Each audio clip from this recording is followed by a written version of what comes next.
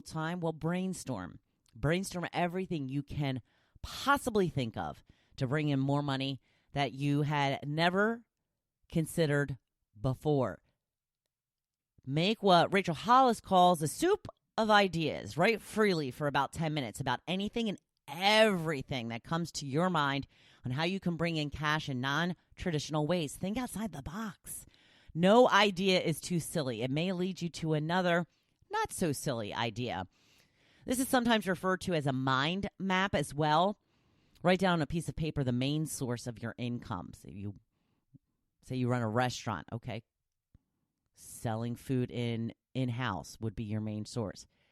Then circle that. Come up with things that help you get to that income. People are working in the area, the families that live down the street. How are those things being affected now? How can you work around them? What can you do to help people while also offering your services? After you do this, hopefully you will have come up with some new innovative ways to continue offering your product or service. You have to sit down, time block, give yourself some time to do this. One of the biggest fears we humans have is fear of the unknown. So I have another exercise that may help. It's not something you're going to want to do. It won't be pleasant, but it can bring a certain amount of control back to your life. Are you ready? This is what I want you to do. I want you to consider the worst case scenario during this time. I mean catastrophic. You lose your business. You're in danger of losing your house. You have no money to buy food and pay the bills. I told you this would not be pleasant. Put it all out there. Consider every single thing that could go wrong, including a member of your family getting sick and what that may mean for your household.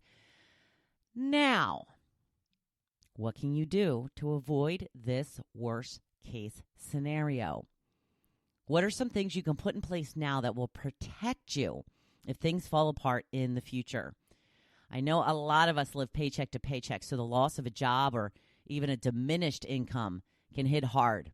How can you survive for a few months? Is there someone you can go to for money? Is there a way to reduce your bills drastically?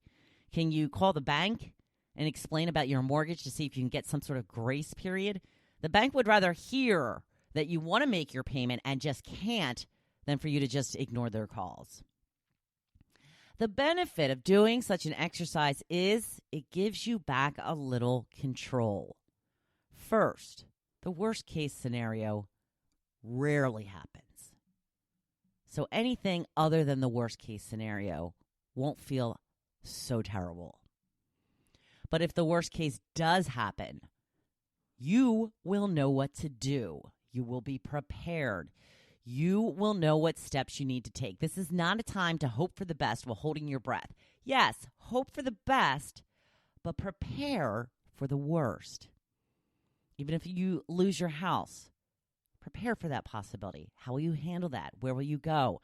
Come up with some backup plans. You have to. This is real life. It's better to know what you are up against now than to find yourself out on the street with your family and having absolutely no idea what to do next. I know this is all scary stuff. It's a scary time. Don't bury your head in the sand. Be prepared for what may come your way. Like it or not, I think this is just the beginning. Figure out how you can get yourself and your family through this. Being prepared for the worst will give you a sense of control.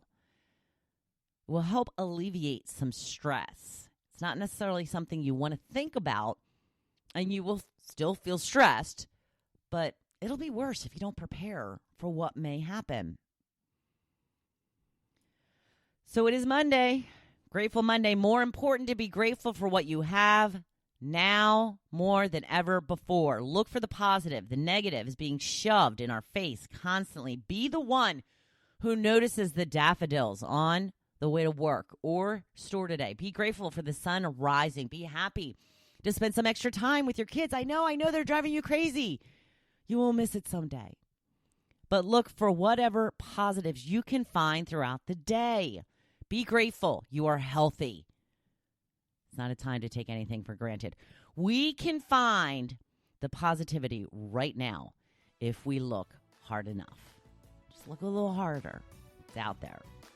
Now, I hope you can go make today your best day yet. Thank you for listening to The Hopefulist, hosted by Wendy McClure. For more inspiration, please visit Hopefulist.com. Thanks, and we'll see you tomorrow on The Hopefulist. Ellen, I'm going to take a break from right now. I feel silly. Just feel like it's not the time. I'll be back. Don't worry.